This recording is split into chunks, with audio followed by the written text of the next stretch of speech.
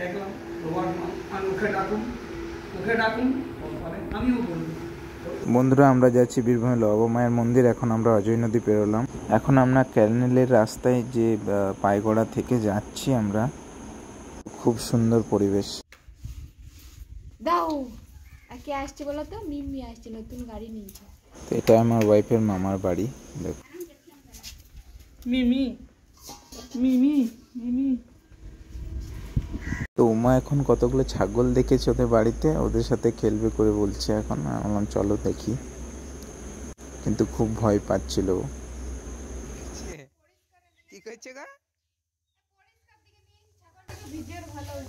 ওটা হচ্ছে আমার ওয়াইফের মামার ছেলে অংশ। ও উমাকে নিয়ে পরে পুকুরে হাঁস দেখাচ্ছিল।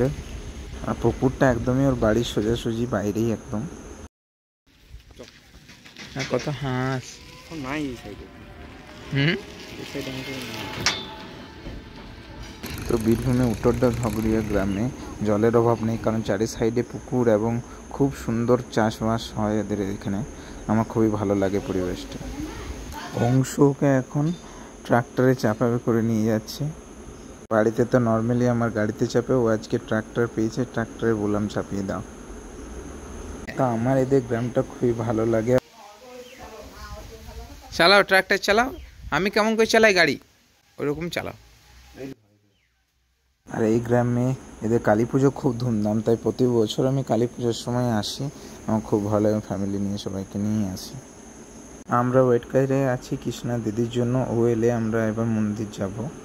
ওদের বাড়ি থেকে খুবই কাছে মন্দির, 2 কিলোমিটারের মধ্যে। ও দিদি চলে এসছে এবং আমরা একসাথেই যাচ্ছি। আমার ঠাকুরজিও গাড়ি কিনেছি, স্কুটির পুজো দিতে জন্য আমরা যাচ্ছি।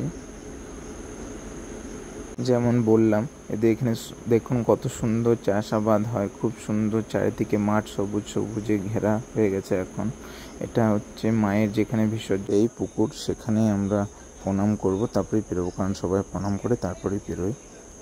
সাইডে 2টো পুকুর আছে, এই সাইডে বিসর্জন হয় মায়ের। এখন ওরা ফুল তুলছে।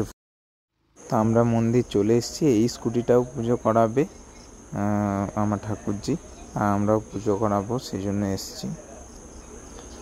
এই যে দেখুন মন্দির, মায়ের পুজো চলছে। পুজো সারাদিনই পুজো হয়, প্রত্যেক দিন হয়।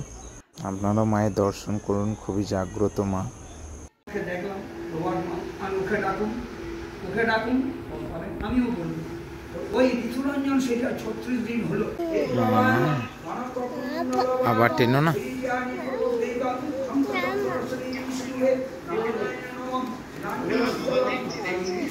তো আপনারাও আসবেন, মায়ের পুজো দিয়ে যাবেন।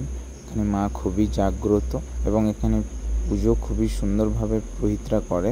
আপনারা এলেই দেখতে পাবেন। এবং অমাবস্যার দিনে খুব ভিড়ভাড় হয়, আপনারা সেদিন ছাড়াও অন্য দিনও আসতে পারেন।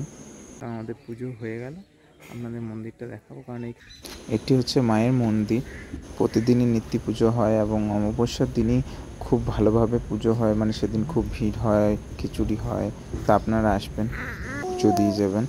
দুবরাজপুর থেকে 5-7 কিলোমিটারের মধ্যেই। তো আমরা পুজো দিয়ে ফাইনালি বেরিয়ে পড়েছি। আমার ওয়াইফই স্কুটি চালাচ্ছে অনেকদিন পর, তো বললো চালাবো না, চালাও। দু বোনেই চালাও, এক্সচেঞ্জ ড্রাইভার।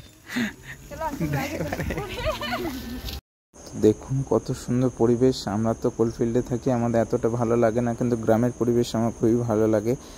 তো এখন ওরা দুজনেই গাড়ি চালাচ্ছে, আমার ওয়াইফ এবং আমার ঠাকুরজি নতুন গাড়ি কিনেছে, ফার্স্ট টাইম চালাচ্ছে। আমরা এবার ডিরেক্ট বাড়ি যাব, কারণ আপনাদের ব্লগটা আশা করি ভালো লেগেছে। যদি ভালো লেগে থাকে লাইক করবেন।